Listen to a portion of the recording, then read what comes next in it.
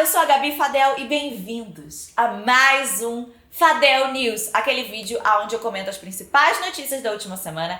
E esse é o último Fadel News nesse apartamento. Ainda vão ter outros vídeos no canal que eu vou estar nesse apartamento, mas que vão vir depois, porque eles foram gravados antes. Mas esse é oficialmente o último Fadel News. Semana que vem eu me mudo. Se você quiser saber mais sobre a minha mudança, eu ainda não falei tudo exatamente, mas você pode ir no meu Instagram e no meu TikTok, que lá eu vou colocar algumas notícias. E depois eu conto pra vocês aqui no YouTube também, tudo sobre a minha mudança e tal, o que vai acontecer na minha vida. Antes da gente começar o vídeo, não se esquece de já curtir se você gosta de saber as notícias da semana e compartilha com alguém que também tá precisando se informar. Não se esquece também de se inscrever no canal caso você não seja inscrito ainda e vire um lindo e mágico unicórnio bem informado. E eu quero acabar aqui, acabar aqui não, calma, com a felicidade quase. Porque a gente vai ter umas notícias muito treta essa semana. São notícias bem sérias essa semana. Já deve ter percebido pelo título. Foi uma semana com coisas pesadas acontecendo. E eu vou começar com a notícia mais de boa que a gente teve, tá? Assim, o assunto pra gente discutir aqui que é mais de boa. Que foi a polêmica da Vanessa Lopes. Vanessa Lopes foi num podcast e ela falou do cronograma diário que ela tem. Inclusive um cronograma diário que eu tenho que cumprir ao final do dia, que é basicamente, eu já falei até várias vezes, é bom até falar aqui para as pessoas entenderem que é bom manter um cronograma de metas que você quer ter no seu dia. Aí eu tenho o meu cronograma que é tipo assim, eu tenho que postar 2 TikToks por dia, um Reels, um feed, 25 stories, gravar um vídeo de YouTube e postar 4 tweets. 4 tweets, 25 stories, 2 TikTok, 2 Reels. E aí começou uma polêmica sobre quanto que a Vanessa Lopes ganha, né, e qual que é o trabalho dela diário de produção de conteúdo. Eu tenho alguns comentários pra fazer. Realmente, em produção de conteúdo, até que ela grava bastante coisa por dia, tá? Fazer tudo isso, gravar tudo isso, ocupa bastante tempo. Não diria que é um trabalho necessariamente com um super desgaste.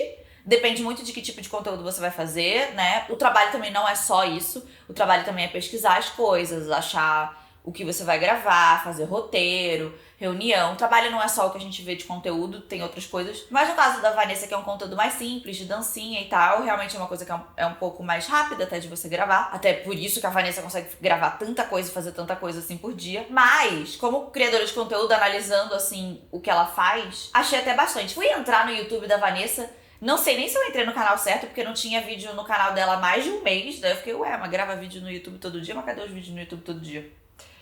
Não sei se eu entrei no canal certo, sei lá. Mas eu quero fazer aqui um comentário sobre essa coisa de você ser influenciador e trabalhar com isso e o dinheiro que se ganha. Porque se ganha sim muito dinheiro, principalmente uma pessoa que tá na posição da Vanessa Lopes, né, com milhões e milhões. É uma menina que ganha muita grana. E sobre a lógica capitalista. Porque a lógica capitalista, ela não valoriza de fato o trabalho como a gente gosta de acreditar. Essa não é uma lógica capitalista. A lógica capitalista, ela valoriza se o que você faz vai aumentar o consumo. É por isso que tem muitas profissões que a gente olha e a gente acha que deveriam ser extremamente valorizadas. Por exemplo, um professor que tá ali formando a base da nossa sociedade ganha tão pouco, porque ele não tem um valor de mercado, de fato, imediato, talvez no futuro, mas não é um valor de mercado imediato.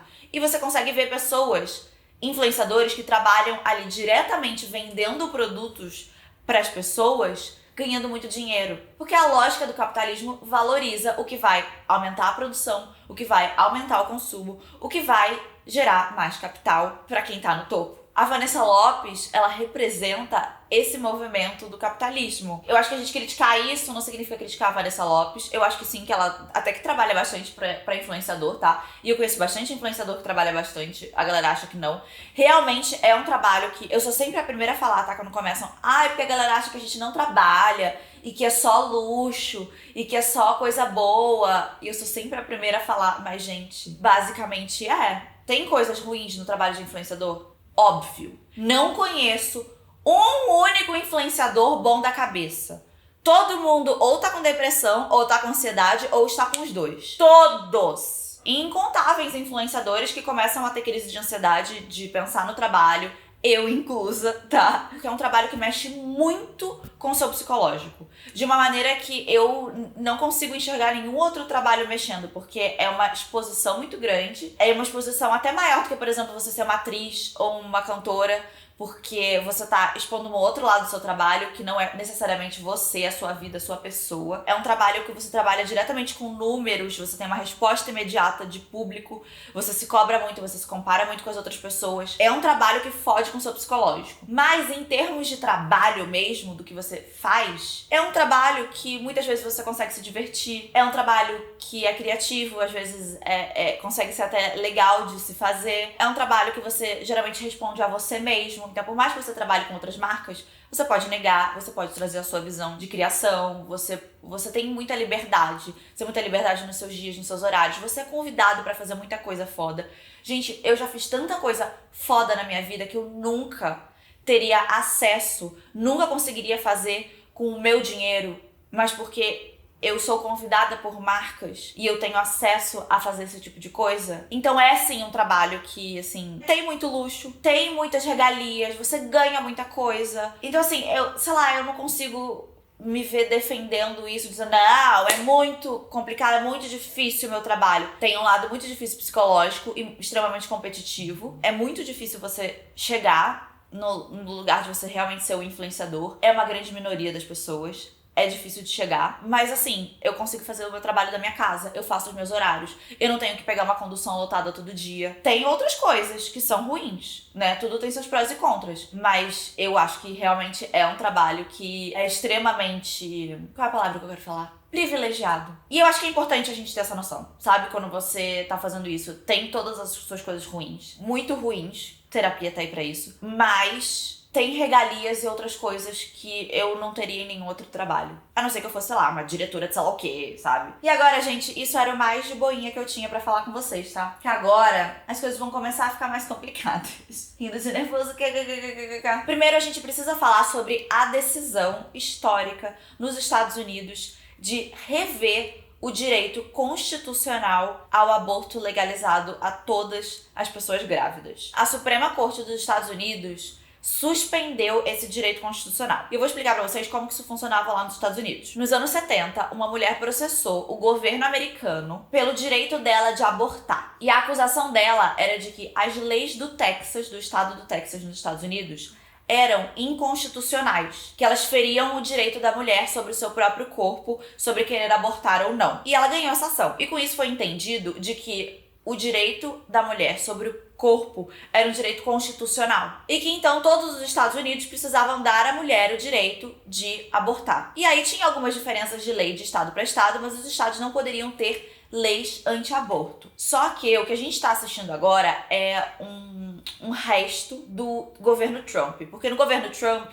ele conseguiu indicar alguns juízes para a Suprema Corte nos Estados Unidos, porque lá nos Estados Unidos, assim, a Suprema Corte dos juízes são cargos vitalícios, e quem indica é o presidente. E aí, durante o governo do Trump, ele indicou juízes, ele conseguiu fazer essa indicação, que acontece só quando algum juiz morre, né, e ele coloca outro no lugar, extremamente conservadores. E os juízes conservadores agora são a maioria na Suprema Corte. Por isso que essa decisão foi revogada. E aí, agora, nos Estados Unidos, a gente vai ver uma diferença de estado para estado. Tem estado que vai permitir o aborto e tem estado que vai proibir. E o próprio presidente Biden nos Estados Unidos já falou que tem pouca coisa que ele pode fazer a não ser que os juízes voltem atrás na decisão. Que o que ele vai tentar fazer é, por exemplo, enviar pelo correio pílulas abortivas para todas as mulheres que quiserem abortar em todos os estados, mas que esse é o máximo que ele pode fazer, porque essa é uma decisão da Suprema Corte e ele não pode intervir com os poderes dele de presidente nisso. No meio de tudo isso, tem várias empresas que já falaram que, caso funcionárias trabalhem em estados onde não é permitido o aborto, que essas empresas vão pagar pela viagem delas para outros estados onde elas possam abortar. Empresas como Amazon, Disney, a Apple, todas as empresas já falaram que vão ajudar as funcionárias a conseguir abortos legais. E enquanto tudo isso nos Estados Unidos está acontecendo, a gente teve aqui no Brasil, não só na semana passada, o caso da menina de 11 anos, que finalmente conseguiu o seu aborto legal, como também agora o caso da Clara. O caso da Clara Castanho também abre muitos olhos pra gente sobre como muitas pessoas veem as mulheres na sociedade. O que acontece? A Clara é uma atriz de 21 anos, bem famosa, já fez série na Netflix, e ela teria sofrido e por conta desse abuso, ela teria dado à luz a um bebê. Só que, o que acontece? Isso tudo foi feito em segredo. Ela deu à luz essa criança e colocou essa criança para adoção. Isso é legal no Brasil. Você pode escolher ter uma gestação e colocar a sua criança para adoção.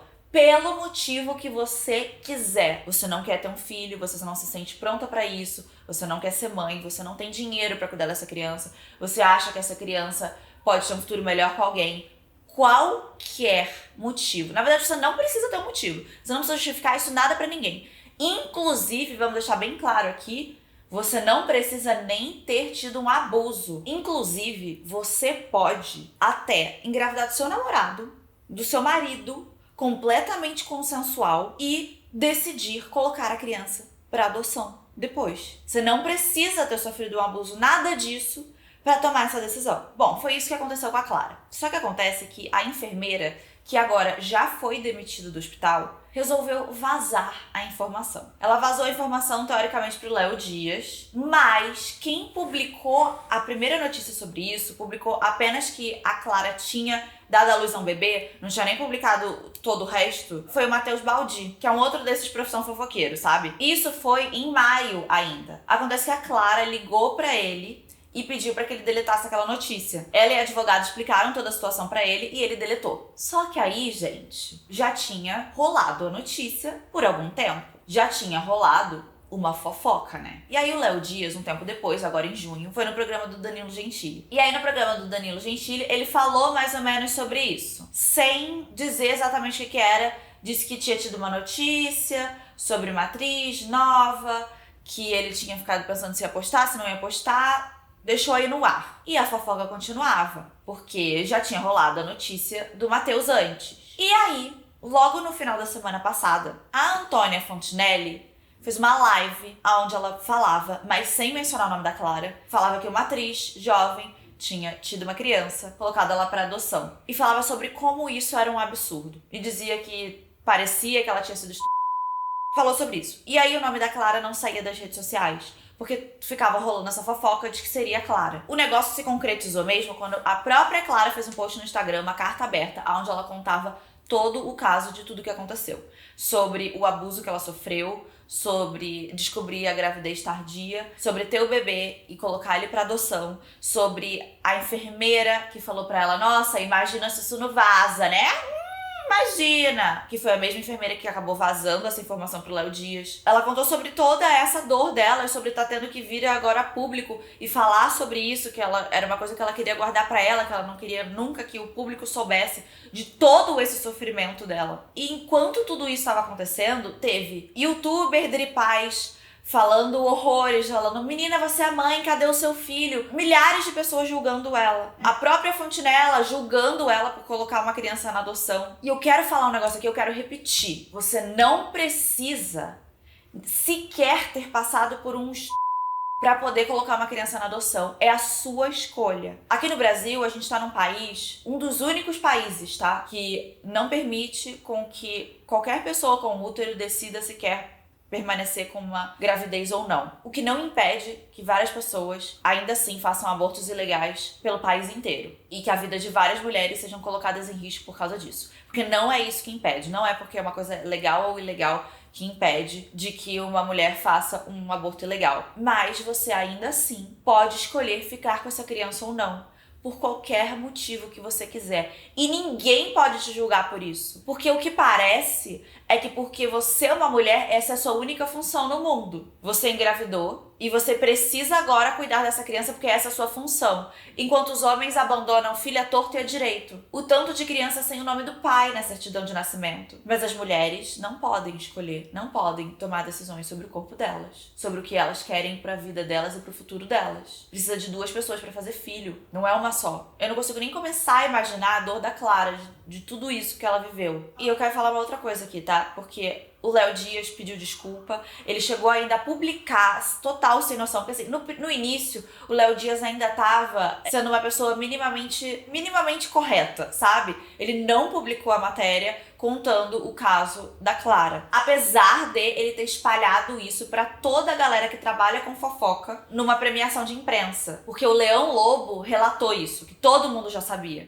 O vazamento da história de Clara Castanho. Gente, eu disse aqui, nós ficamos sabendo, nós profissionais da imprensa, especializada nessa coisa da fofoca, Todos juntos ficamos sabendo no camarim do Troféu Imprensa pelo Léo Dias, que nos pediu sigilo absoluto, nem precisaria, porque a história é uma história tão triste e tão pessoal, quer dizer, que ninguém tinha o direito de invadir. E aí, de repente, no dia 24, de forma cruel e sem nenhum tipo de preocupação e respeito com o outro, sobre o vazamento do drama de Clara Castanho, desnecessário, leviano, isso não passa nem perto de jornalismo, gente. Que todos os profissionais da imprensa da fofoca já sabiam, porque ele tinha contado pra todo mundo. Mas, pelo menos, ele não tinha publicado. Pelo menos. Só que aí, assim que a Clara postou a nota, ele foi lá e postou uma matéria com os detalhes, que ainda assim expõe ainda mais a menina que só queria esquecer tudo aquilo. E olha só, eu falo mais uma coisa aqui, tá? Isso ainda por cima, expor os detalhes desse processo é ilegal, porque é um processo que corre em segredo de justiça. Quando você doa uma criança para adoção, você tem direito a permanecer anônimo e tudo ocorre em segredo de justiça, para não ter nenhum problema legal com nada. E por que é seu direito você fazer isso, né? Você colocar a sua criança para adoção é um direito seu. Então, falar sobre esses detalhes pode ser que acarrete até num processo por difamação. Porque o negócio do jornalismo é assim, se você fala sobre alguma coisa e é considerado que isso é de interesse público, tipo, as pessoas precisam saber disso porque é pelo bem da sociedade, esse tipo de coisa, você tem o direito de, então, fazer a matéria. Só que se você faz uma matéria sobre alguma coisa e isso não é de interesse público, como é o caso da Clara, é uma coisa extremamente pessoal, que ninguém precisa saber, não muda nada na vida de ninguém, pode dar processo. E o que eu fico mais chocada de pensar é assim, se a Clara não tivesse sofrido um abuso, ela ia ser julgada pelas pessoas por não ter ficado com a criança, sendo que é um direito dela. É um direito dela de querer doar a criança se ela quiser. Ela não precisa ter passado por um abuso para tomar essa decisão. O direito das mulheres, o nosso direito sobre o nosso útero, sobre o que a gente vai fazer da nossa vida, de uma das maiores decisões que uma pessoa pode tomar na nossa vida, ele não pode só vir caso o nosso corpo tenha sido violado antes. A gente tem que ter esse direito. Então, se a gente está num país onde a gente não tem acesso a um aborto legal, a gente precisa desmistificar colocar crianças para adoção. A gente precisa ter a escolha. E a gente não sabe que é só se cuidar. São duas pessoas que precisam. Tem homem que tira a camisinha no meio do sexo. Todos os métodos contraceptivos podem ser falhos, mesmo que tenham uma porcentagem muito baixa, alguns. E a culpa cai sempre em cima da mulher. Clara, eu assim, não consigo nem começar a imaginar a dor de tudo que você tá passando. De todas as violações, de todos os seus direitos, de tudo que você passou. Mas eu espero realmente que você perceba que para cada pessoa que te julgou pelas suas decisões, que são decisões que cabem somente a você, tem tantas outras te apoiando e te dando todo o amor do mundo. E o negócio, gente, assim, se você não concorda com alguma coisa, se você não acha que alguma coisa é certa, essa coisa é permitida pela lei, não faça você, então. As outras pessoas têm o direito de seguir a vida delas da forma com que elas quiserem. As pessoas têm o direito de tomar as próprias decisões, de escolher o que elas querem da vida delas, e não é você que escolhe pra elas. Não é porque ela é mulher que ela tem que fazer o que você acha que ela tem que fazer. Muito obrigada se você assistiu o vídeo até aqui. Não se esquece de curtir o vídeo se você gostou. Se inscreve no canal caso você não seja inscrito ainda. E vire um lindo mágico unicórnio. E eu vejo vocês no próximo vídeo. Tchau!